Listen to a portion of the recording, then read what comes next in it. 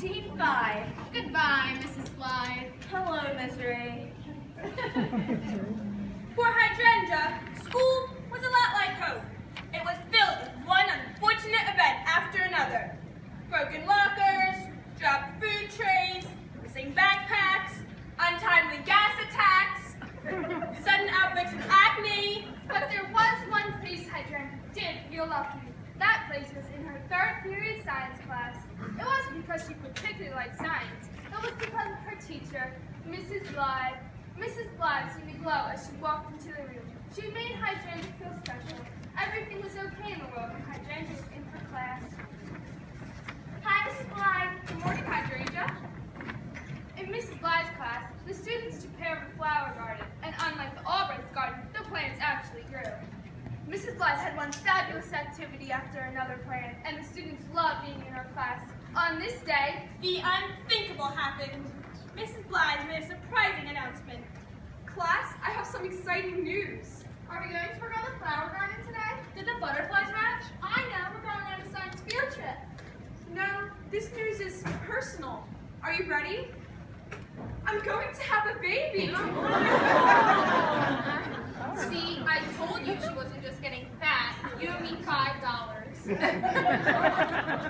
Wow, Mrs. Blythe will be a mom. That's so cool. Is it a boy or a girl? I don't know. Not a girl. Girls are much better.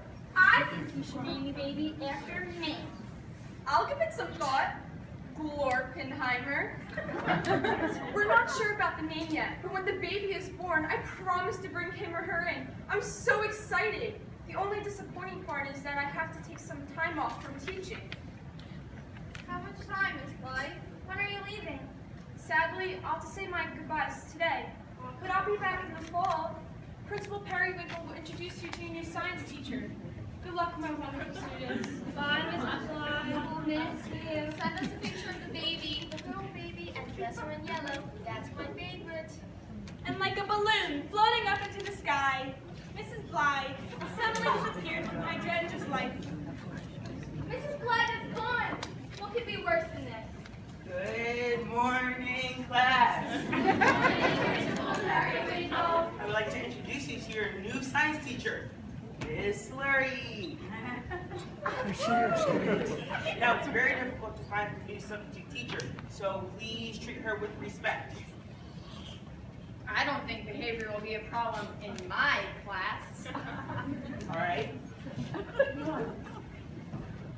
Let's learn some science. Let me tell you a little bit about myself. I don't like kids. You're loud. You always ask dumb questions. You take a perfectly clean and organized classroom, and you mess it up. Actually, I don't even like teaching. I only took this position because I got fired from my job as a prison guard. And whatever you heard, it's not true. I didn't start that fight, okay? Now, let's hear a little bit about you. Nah, let's not. I don't really care who you are.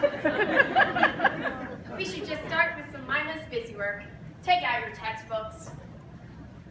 Miss Slurry, we didn't really use the book that much. We don't even know where they are. I might think they're over there in those cabinets.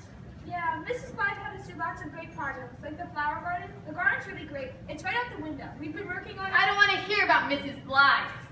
She's gone. And I'm your teacher now. You, what's your name? Hydrangea? Oh, that's perfect. I want you and your goofy flower name to go pull up all the flowers in the garden and dump them in the trash. Flowers are nothing but glorified, allergy-causing weeds. The rest of you will find the textbooks and read chapters 1 through 27. There will be a test on it tomorrow.